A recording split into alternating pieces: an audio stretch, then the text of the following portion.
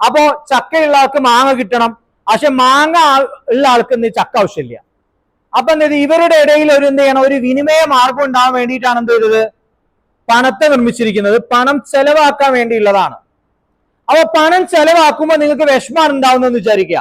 അപ്പൊ പണം സമം വിഷമം എന്നാണ് എവിടെ റെക്കോർഡ് ചെയ്യുക, സബ് കോൺഷ്യസ് മൈൻഡ് റെക്കോർഡ് ചെയ്യുക.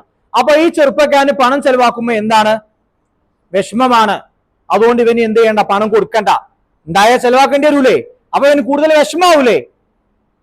ലോ ഓഫ് റെക്കോർഡിങ് ഇതിലേക്ക് കയറുന്ന കണ്ടോ. അപ്പൊ എന്ത് ചെയ്യണ്ട, അവൻ്റെ അടുത്ത് പോകണ്ട. അപ്പൊ പണം ചെലവാക്കുമ്പോൾ നമുക്ക് എന്തുണ്ടാവണം, സന്തോഷം ഉണ്ടാവണം. പണം ചെലവാക്കുമ്പോൾ ചെയ്യേണ്ട കാര്യം എന്താണെന്നറിയോ, നമ്മൾ പണം ചെലവാക്കുമ്പോൾ ഈ പണത്തോട് നമ്മൾ പറയണം, ഞാൻ നിന്നെ അനുഗ്രഹിക്കുന്നു, ഭക്ഷണമില്ലാത്തവർക്ക് ഭക്ഷണം നൽകൂ, വസ്ത്രമില്ലാത്തവർക്ക് വസ്ത്രം നൽകൂ, മറ്റുള്ളവരുടെ ജീവിതത്തിൽ സന്തോഷം പകരൂ, 10 ലക്ഷം മടങ്ങായി എന്നിലേക്ക് തന്നെ തിരിച്ചു വരൂ എന്ന് പറഞ്ഞിട്ട് വേണം ഈ പണത്തെ നമ്മൾ എന്ത് ചെയ്യാൻ, യാത്രയാക്കാൻ വേണ്ടിയിട്ട്. സന്തോഷത്തോടു കൂടി യാത്രയാക്കുക. സന്തോഷത്തോടു കൂടി എന്ത് ചെയ്യുക, യാത്രയാക്കുക. അങ്ങനെ പറയണം. അതായത് നാളെ മീൻകാരടുത്ത് പോയാണ്ട് 10 ലക്ഷം മടങ്ങായി എന്നിലേക്ക് തന്നെ തിരിച്ചു വരൂ, താത്ത പൈസ വേണ്ട നിങ്ങൾ കൊണ്ടേക്കോളി എന്ന് പറയാം. കാരണം മീൻകാരനത് അറിയോ ഇല്ല. അവൻ എന്താ ചെയ്യണ്ടേ, മനസ്സിലാ പറയേണ്ടത്.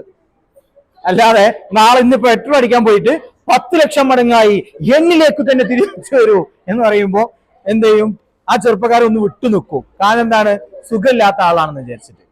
ഒരു കാരണവശാലും അതല്ല, നമ്മുടെ മൈൻഡിൽ ആ ആറ്റിറ്റ്യൂഡ് ഉണ്ടാവണം.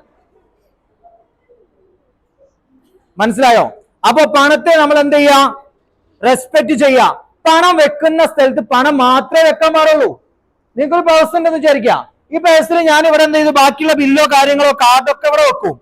ഈ പണം വെക്കുന്ന സ്ഥലത്ത് ഇത് മാത്രമേ വെക്കുള്ളൂ. കണ്ടോ?